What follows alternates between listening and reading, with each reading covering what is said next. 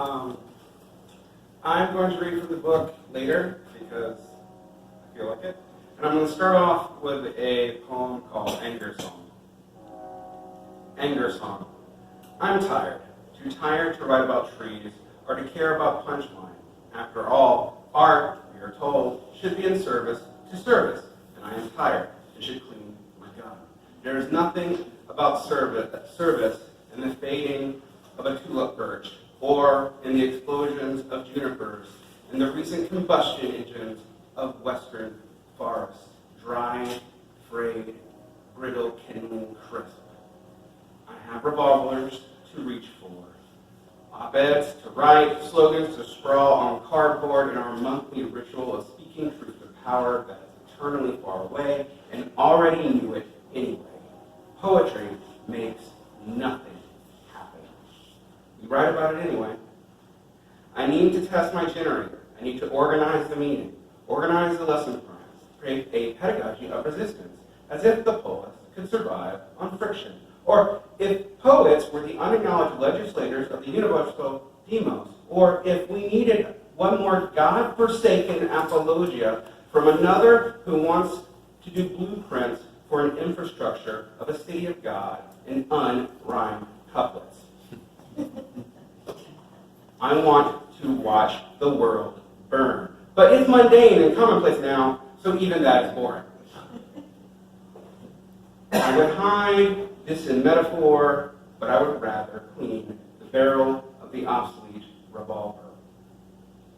I'd rather even write about trees, but they are in flame in the California countryside. I mean, people would more likely understand that, and then maybe, just maybe, I could sleep and not fucking write about it. Pesach before Pascha. This is a Easter poem, and Pesach is Passover. Pascha is what the Eastern Orthodox call Easter. It's actually not today, because they follow a different calendar. It's probably more correct. And that has nothing to do with it. All right. Jesus was the first virtue signaler, proclaims the last punk rock theologian, frost melting from dikes by care. She wants to wear sundresses to show off her tattoos. Crosses made of intricate piping, like God emerging from a sewer drain. Tart and lean sermons rolling past like tumbleweed. Seeding parched soil, she palms the rosary she will sell at the corner pawn for 30 pieces of silver. Although it is unclear, perhaps a bit pedantic, I have money on some Roman emperor who did a long con. And after the Stoa's Refleco mocks us all as close to social media as one may have needed, we know that Milton couldn't stop giving Satan the best lines. His double-stepped swagger twerks the religious end of the punchline. Hell can be personal, and the mind minds the sinister skin. We watch Judas Christ Superstar. Judas oversexing the audience sympathetically, hoping as he begs Caiaphas and Ananias for absolution. And we know the ending. We watch Masso slinking into broth and the slow, sexy bob, dough pliable like a 1940s pinup of a platinum blonde. We stuff our faces after burning the hummus and the smell of living. When the wine stings the edges of the gums, oversweet, she longs to grin at something repulsive. We must learn to reinvent what has been given to us. Septic pain, the geography of icons, and mitzvah, cedars, mafnon.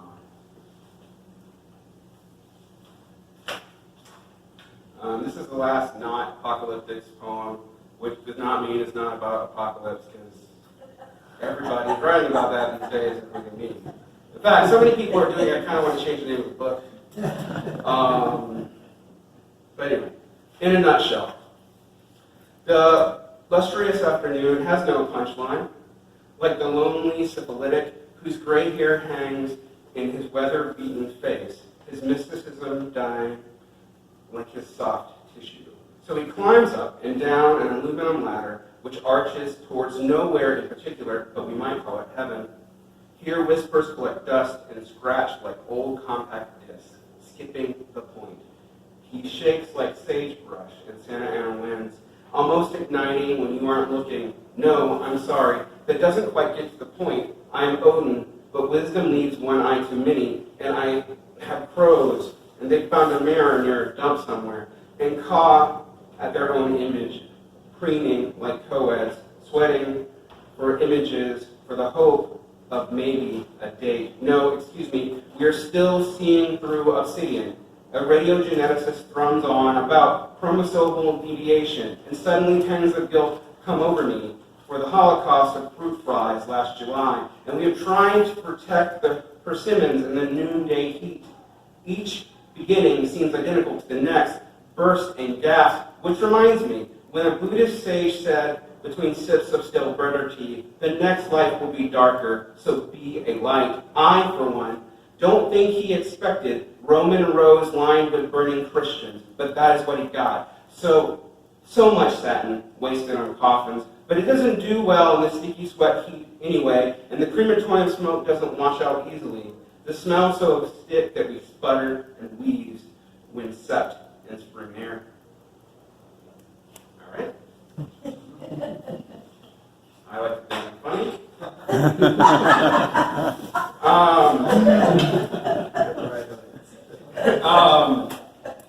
I'm going to read 3 from this book, and I'm not going to explain them because I've sat with this book for about 10 years, and I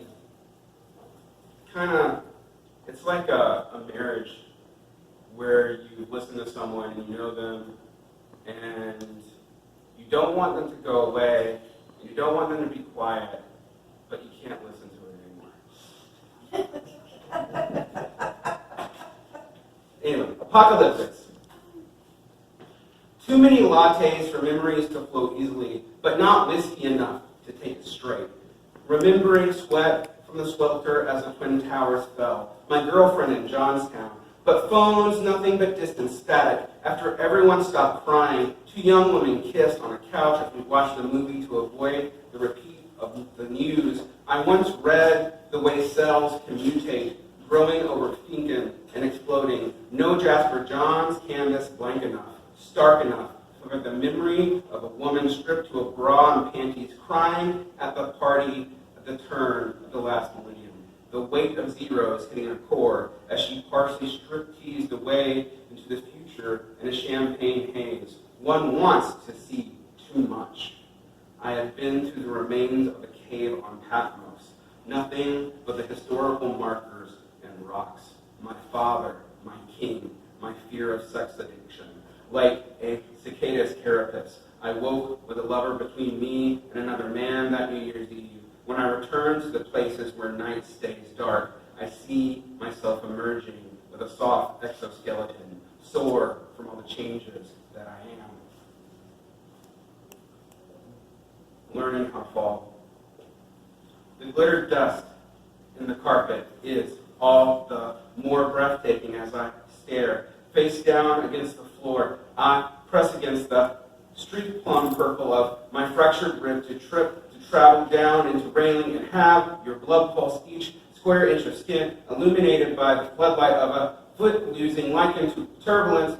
Tossed about, I am vacated and vacant. The groceries, I never made it to the second floor. The inertia calibrated to pull apart to the side like a pelican feeding her young on her own blood. Volning herself, a myth, no doubt, but a potent one. My lungs ache from the line like damaged goods. Here I remember watching a brown pelican dive towards the coastline outside of Tybee Island. A grace, a downward blossoming into the ocean. It's hollow bones now as I lie, till on the stairs to my apartment, pecked apart by gravity. I only wish I knew the exact angle between flight and falling.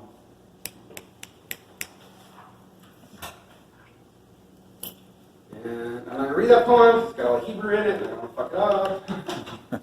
I'm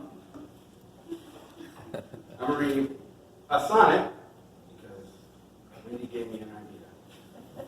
But this was not inspired by that, because that would be slanderous. Similes against sex.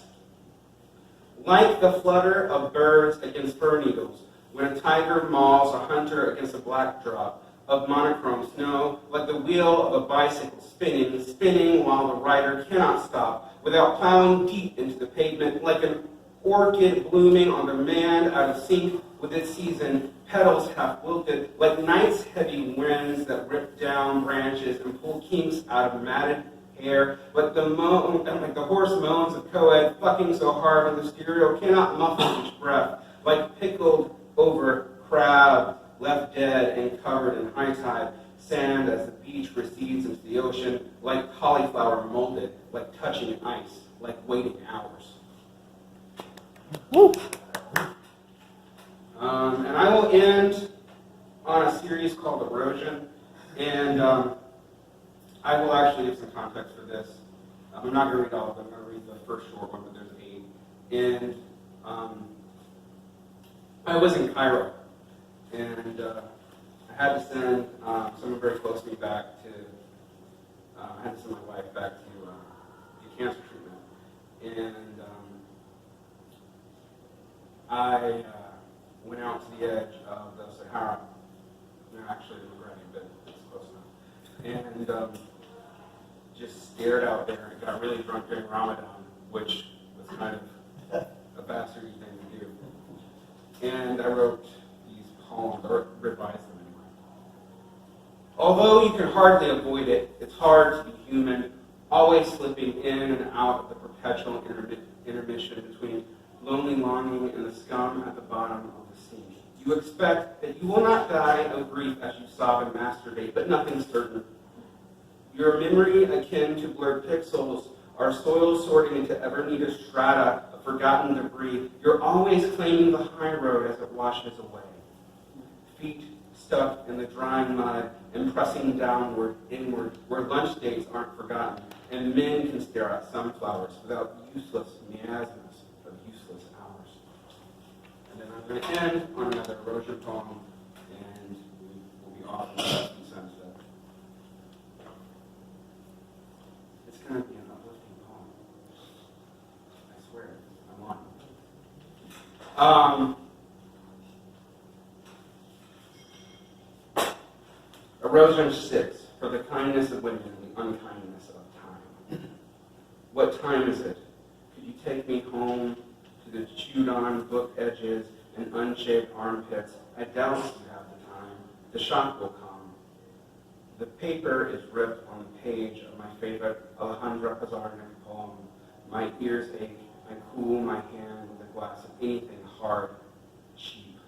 New Year's in Seoul, soon to be divorced, already long estranged. The wind chills my blood. Home is where the head isn't. The whiskey wrapped in meat and bone. I try chatting with a blonde, but the conversation might as well march into the next long march. Time slips in these poems, collapsing from new year to new year. Now I am in the Mexican desert, wandering among Jave and sun spiders, conversing with Penates in the cold, clear sky, running out of mezcal, run back to the expat soul bar, and I will fall into her arms. Can you be so kind as to take me home? I am lost, and so is she. She falls on ice and tights, soju drunk, coherent, her hair dyed red. She speaks slurred Cibano and apologizes. Later, I see bruises on her leg as she changes. You want a love story? I slept on the floor and watched her sleep. The next morning, we talked around the tiny apartment littered with boxes, skeletons of her life. In confusion, everyone's gotten. But I don't know these buildings. I don't know where the space between space and time lies. The December ritual only does so much when I think I am lost. The desert wind is cold. The oceans travel. Home is where the good enough sleep. Together, in or alone, across the bay, I am in California, in a hotel crying with another she. the ruins on the beach in the cold winter, the so-called edge of a continent, but we know it all erodes and bleeds to the beneath. Would you be kind enough to take me home? The venomous soft jelly stings long after being dead. The undersides, memory in the purest hue of gray, unleaking the Penates chapter as I lie on a tile out of mescal, mercy. In the distance, the sky rumbles far off. Fireworks are gunshots. Take me.